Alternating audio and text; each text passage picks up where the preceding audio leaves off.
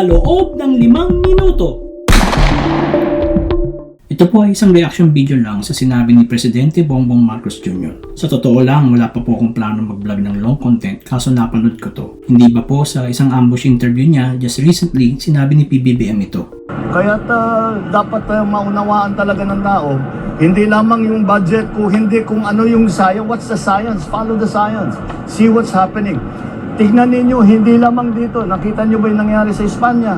Nakita nyo ba yung mga nangyayari sa iba't ibang lugar? Sa States, yung mga nangyayari, ganyan din, doon din sa mga lugar na yun, ngayon lang nangyari yan. Okay, binahanga ang Spain. Tingnan natin kung ano talaga ang nangyari. Nangyari ang dilubyong baha noong October 29, 2024. Nagkaroon ng sudden floods at ito ay kinasira ng mga infrastruktura at ikinamatay ng 272 mga katao sa Espanya. Hindi ba ganyan din ang nangyari sa atin dulot ng Bagyong Christine? Ayon sa kanyang sinabi, lumalabas kung binaha ang Spain, bakit nga naman tayo exempted? Pero ito ang hindi sinabi sa inyo ni PBBM, ang katotohanan kung ano pa ang nangyari sa Spain. Alam ba ninyo kung anong ginawa ng mga Espanyol sa kanilang hari at reyna nung bumusita sila sa town ng Valencia, Espanya? Eto, panoorin ninyo. Pinagbabato sila ng putik. Kita ninyo itong reyna, panay ang hawi sa kanyang muka kasi binato yan ng putik. Ito ang sinabi ng mga kababayan nila. A hostile crowd greeted them with cries of asesino or killer in English.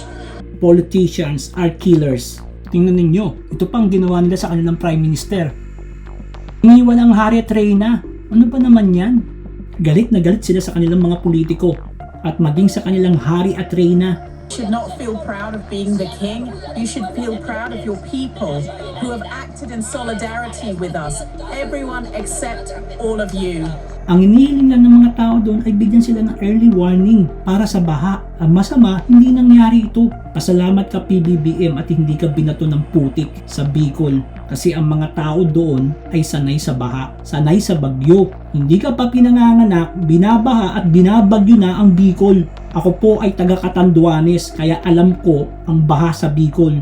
Tandaan mo, ang resilient ng Pinoy sa dilubyo, kahit mamamatay na, nakukuha pang magbiro at ngumiti. Hindi kami katulad ng mga Espanyol. Ikaw, kitang-kita sa mukha mo ang matinding overwhelm. Wala tayong magagawa. We just, I'm feeling a little helpless here because anong gagawin natin? Sir Mao, Except for the Bicol region, except for Region 5, we are still in the preparation stage.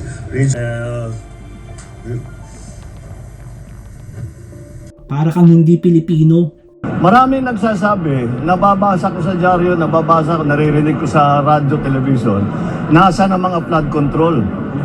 Nandyan ang mga flood control na overwhelm lang. Wala akong problem, but also they have to realize there are two sides to this. Sinasabi yung flood control, talagang nang-overwhelm ang flood control natin. May flood control tayo, hindi kaya. Hindi talaga kaya dahil sa buong kasaysayan ng Pilipinas, wala pang ganito. Ngayon lang natin haharapin ito. Isa ako sa mga napaluhan nung naboto ka bilang isang presidente ng Pilipinas. Ang sabi ko sa sarili ko ay binuksan ni Pangulong Duterte ang daan patungo sa kaunlaran ng ating bayan at ikaw na lang ang magpapatuloy ng magandang sinimulan niya. From worse to better and you from better to best. Ano na nangyari? From better, naging much worse na tayo. Binoto pa naman kita kasama ang buong pamilya ko. Naniniwala na talagang may bagong Pilipinas. Pakanta-kanta pa ako ng team song ninyo.